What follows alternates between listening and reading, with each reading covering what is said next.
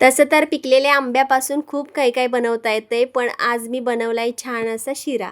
एक आंबा मी स्वच्छ धुवून घेतलाय, तो व्यवस्थित कापून त्याच्या बारीक बारीक फोडी करून घेतलेत. आता ह्या सगळ्या फोडी मिक्सरच्या भांड्यामध्ये घालायच्या. त्यामध्ये थोडीशी वेलची घालायची आणि मिक्सरमध्ये चांगलं त्याला बारीक वाटून घ्यायचं. आता कढई तापत ठेवले, त्यामध्ये एक मोठा चमचाभर तूप घेतले मी. तूप घट्ट आहे त्यामुळे एकच चमचा घेतले, वितळल्यावरती ते डबल होतं. आता त्यामध्ये 1 वाटी रवा चांगला फुलेपर्यंत भाजून घ्यायचा. त्याच वाटीने 1 वाटी पाणी मी गरम करत ठेवलंय, ते पाणी त्यामध्ये ओतायचं. त्याच वाटीने 1 वाटी दूध त्यामध्ये घालायचं आणि व्यवस्थित त्याला हलवून घ्यायचं.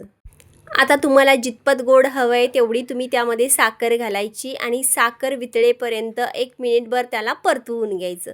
आता हे सगळं परतलं की वाटलेला आंब्याचा रस त्यामध्ये घालायचा आणि व्यवस्थित सगळं मिक्स करून घ्यायचं. आणि कलर बघा किती छान आला आहे त्याला. आता तुम्हाला जे आवडतात ते ड्रायफ्रूट त्यामध्ये घालायचे आणि लगेच त्याला परतून प्लेटमध्ये काढून घ्यायचं. खूप छान होतं, तुम्हीसुद्धा नक्की ट्राय करा. बाय.